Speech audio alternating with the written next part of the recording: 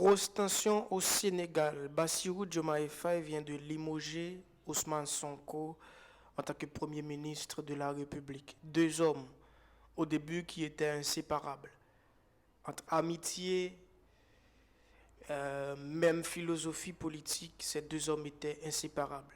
En 2024, comme vous le savez, à cause des soucis judiciaires, Ousmane Sonko n'était pas apte à se rendre aux élections. Donc il a choisi Bassirou Diomaye Faye comme étant son représentant, le représentant du PASTEF. Ok? Donc le slogan était Diomaye Mouy Sonko, c'est-à-dire Diomaye c'est Sonko. On voit tous que entre ces deux hommes, il y avait un amour, il y avait une fraternité inséparable. Eh bien aujourd'hui, à cause du pouvoir, à cause de l'influence, à cause des philosophies politiques, à cause des idées qui ne marchent pas, ils sont séparés. Moi, quand je vous dis que les Noirs ont du mal à se mettre ensemble, je ne mens pas. C'est pourquoi quand quelqu'un parle de l'Afrique, souvent, je dis souvent que l'Afrique vous ne pouvez pas parler juste de l'Afrique parce que tous les Africains ne sont pas les mêmes. L'exemple, c'est l'AES. Vous pouvez dire tout ce que vous voulez. Je ne parle pas des pays de l'AES comme étant des pays immaculés. Ils ont fait leurs erreurs. Mais on voit tous que ce sont des frères.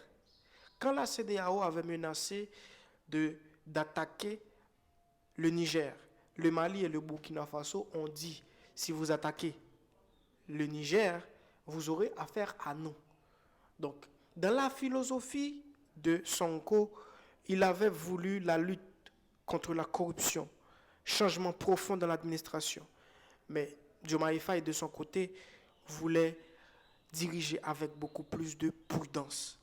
Donc, Bassirou Diomaye Faye a révoqué, a limogé M. Sonko du poste de Premier ministre. Actuellement, des manifestants ont foulé le sol pour demander, pour réclamer le retour de M. Sonko au pouvoir.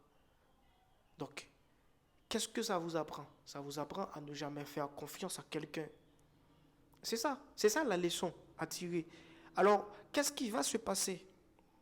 Est-ce que le peuple sénégalais va se mettre debout pour réclamer le retour de Sonko au pouvoir, ou est-ce que ça va juste passer comme une lettre à la poste? Mais ce qui est sûr,